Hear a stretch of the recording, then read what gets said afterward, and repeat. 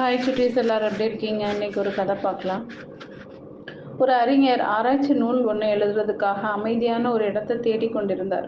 அவரே அறியாம அரக்கர்கள் இருந்த ஒரு பள்ளத்தாக்க தன்னோட இடமா தேர்ந்தெடுத்தார். கோபமடைந்த ஒரு அரக்கன் அவரை பார்த்து கேட்டான், யார் நீ? இந்த அமைதியான பள்ளத்தாக்க கெடுக்க வந்தியா அப்படின்னு. தயவு செஞ்சு என்னை மன்னிச்சிரு. நான் ஒரு அறிஞன், அமைதியான இடத்த தேடிக்கிட்டு இருந்தேன், அதனால இங்கே வந்தேன்னு. இதற்கு நீ ஒரு விலை கொடுக்க வேணும். நான் உன்னை குரங்கா மாற்றிடுவேன், அதுதான் உனக்கு தண்டனை அப்படின்னு அந்த அரக்கன் சொன்னான். அடுத்த நிமிஷமே அந்த அறிஞர் குரங்கா மாறிட்டார்.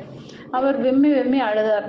மரத்துல இருந்து இன்னொரு மரத்துக்கு தாவி தாவி குதிச்சு குரங்குகளை போல பழங்களை தின்னுட்டு வந்தார்.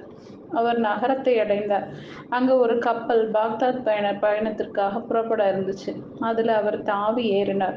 அதிலிருந்து பயணிகள் கூச்சலிட ஆரம்பிச்சாங்க. குரங்க வெளியே அனுப்புங்க, இல்ல கொன்றுடுங்க அப்படின்னு கத்தினாங்க. கப்பலின் தலைவன் அந்த விலங்கிற்காக வருத்தப்பட்டு சொன்னார், வேண்டாம், அதுவும் நம்முடன் வரட்டும். யாருக்கும் அது தொந்தரவு தராதவாறு நான் பார்த்துக்கிறேன். அந்த குரங்கு கப்பல் தலைவனுக்கு நன்றியுடையவனாக இருந்துச்சு. பாக்தாத்ல ஒரு செய்தி பரவி வந்துச்சு. அரசருக்கு ஆலோசனை கூறுபவர் இறந்து விட்டதாக அரசர் அந்த இடத்திற்கு தகுந்த ஆளை தேர்ந்தெடுக்க விரும்புவதாக அறிவித்திருந்தார். இந்த பதவியை விரும்புவோர் ஏதேனும் ஒரு செய்தியை நல்ல முறையில் எழுதி அனுப்பலாம். அவற்றுள் எது மிகவும் நல்லா இருக்குதோ அந்த எழுதியவர் ஆலோசகராக தேர்ந்தெடுக்கப்படுவார்னு அறிவிக்கப்பட்டுச்சு. அந்த குரங்கு அறிஞரும் செய்தியை எழுதினார். அரசருடைய சேவகர்களும் மற்றவர்களும் நகைத்தார்கள். இங்க வேடிக்கை பார், இந்த குரங்கு அரசருக்கு ஆலோசகராக போகுதுதான் அப்படின்னு கேலி செஞ்சாங்க. ஆனா எல்லா செய்திகளும் அரசர்கிட்ட எடுத்து கொண்டு போகப்பட்டுச்சு. அரசர் எல்லாற்றையுமே படிச்சார். அந்த குரங்கோட செய்தி மிகவும் நல்லா இருந்துச்சு. அந்த குரங்க நேர்முக தேர்வுக்கு அரசர் வர சொன்னார். அக்குரங்கு நல்ல கம்பீரமாக உடையணிந்து குதிரை மேல ஏறி பாக்தாத் தெருக்கள்ல ஊர்வலமா வந்து அரசரை பார்த்துச்சு. அரசவையில அதனிடம் நிறைய கேள்விகள் கேட்கப்பட்டுச்சு. அது எல்லா கேள்விகளுக்கும் அறிவுபூர்வமான சரியான விடைகளை சொன்னுச்சு. அரசருக்கு அதை மிகவும் பிடித்து விட்டது.